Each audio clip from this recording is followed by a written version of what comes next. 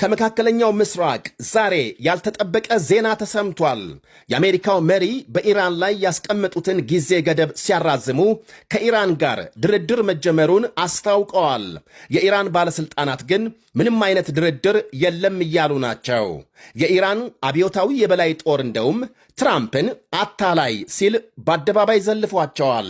የብሪታንያ ጠቅላይ ሚኒስትር በበኩላቸው ድርድር መጀመሩን እንደሚያውቁ የገለጹ ሲሆን ይህንኑ የትራምፕን ተስፋ ተከትሎ ዛሬ የዓለም የነዳጅ ዋጋ ቅናሽ ማሳየቱ ታውቋል። እስራኤል በሌላ በኩል በኢራን ከተሞች ማምሻውን በፈጸመችው ድብደባ በርካታ ሰዎች መገደላቸውና መቁሰላቸው ተነግሯል። ሁሉንም በዝርዝር እናቀርባለን። አብራችሁን እንድትቆዩ ጋብዛለሁ። አሜሪካም ከኢራን መሪዎች ጋር ገንቢ ውይይት ማካሄዷን ፕሬዝዳንት ትራምፕ አስታወቁም።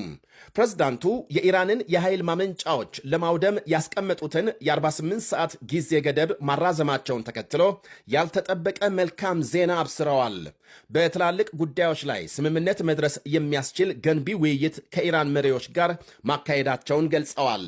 ልዩ ልዑካቸው ስቲቭ ዊትኮቭና የልጃቸው ባል ጃሬድ ኩሽነር አሜሪካንን ወክለው በንግግሩ መሳተፋቸውን አመልክተዋል። ኢራን ከስምምነት ለመድረስ ከፍተኛ ፍላጎት አላት፣ አሜሪካም እንዲሁ ብለዋል።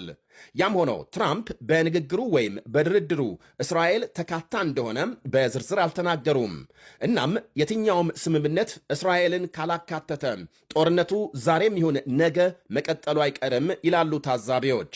በእስካሁኑ ንግግር 15 የሚደርሱ ነጥቦች ላይ መልካም ውይይት ማካሄዳቸውን ገልጸዋል። ማንን እንዳናገሩ ታዲያም ከሪፖርተሮች ለቀረበላቸው ጥያቄ በጣም የተከበረ መሪ ይመስለኛል በማለት መልሰዋል። ሞችታባ ካማኒ ከሆነ በሚል ተጠይቀው አዲስ ተመራጩ የኢራን ጠቅላይ መሪ በሕይወት ስለመኖራቸው እርግጠኛ አይደለሁም ብለዋል። ትራምፕ ኢራን የሆርሙዝ መተላለፊያን በ48 ሰዓት ካልከፈተች የሀገሪቱን የኃይል ማመንጫዎች በሙሉ እንደሚያወድሙ ሲዝቱ፣ የኢራን ጦር ግን ትራምፕ ያሉትን ከፈጸሙ ሆርሙዝን በቋሚነት ለመዝጋት ዝቷል። ዛሬ ድንገት የ48 ሰዓቱን ጊዜ ገደብ ወደ 5 ቀናት ማራዘማቸውን ከገለጹ በኋላ ከኢራን ወሳኝ መሪዎች ጋር በጥሩ መግባባት ላይ የተመሠረተ ውይይት ማካሄዳቸውን ይፋ አድርገዋል። የጦርነቱ መነሻ የሆነው የኒኩሌር ጉዳይ አዲስ በሚደረሰው ስምምነት ቴሄራን የኒኩሌር ግንባታ እንድታቆም ይደረጋል ብለዋል። ዘግይቶ በተሰማ መረጃ ትራምፕ ከኢራን ጋር ስለተካሄደ ንግግር ለእስራኤል መሪዎች ማሳወቃቸውንና በጣም ደስተኛ መሆናቸውን ገልጸዋል። ፕሬዝዳንቱ ንግግሩን በተመለከተ ቀድመው ስልክ የደወሉት ኢራኖች ናቸው ቢሉም